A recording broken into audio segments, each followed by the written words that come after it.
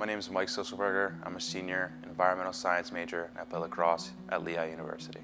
So my mom actually immigrated here from Beirut, Lebanon when she was 16, so sports wasn't really something that was like on her radar or like a first priority.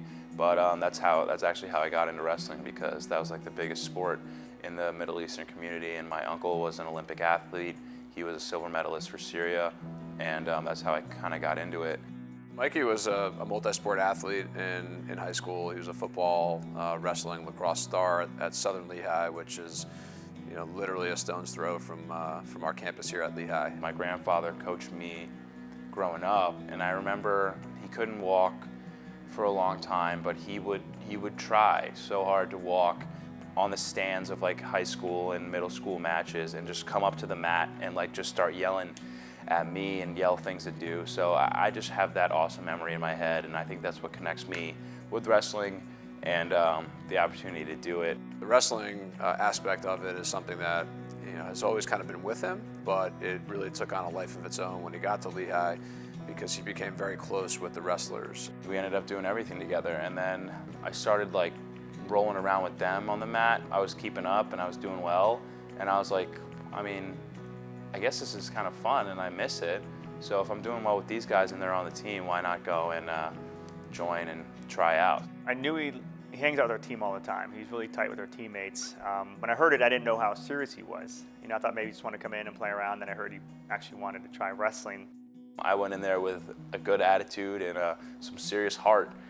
I just got after it. I started rolling with guys, started getting some takedowns, and then finally I had to start rolling with the coach, in Zach Ray. That was definitely the toughest part of the day, because he beat me up pretty good.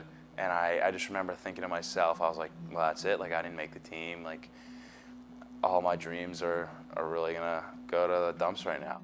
So my first thought was, got to talk with lacrosse, because we got the best player in the country. And if he gets hurt, that's on us, right? So I spoke with Kevin, made sure, hey, we're just going to do a lot of sparring and play wrestling with him. And we were pretty excited. He's kind of a freak athlete, so he picked things up really well. I remember him texting me, congratulations, great job today. Would love to see our practice on Monday. And that was really powerful for me, just kind of like, wow, I honestly thought that it wasn't meant to be. I think his ability to be as dominant as he is on the faceoff, it has a lot to do with his wrestling background, and certainly honing those skills with the wrestling team this winter, I thought was a great way to condition him to be great from the start this year. You're in a low center of gravity.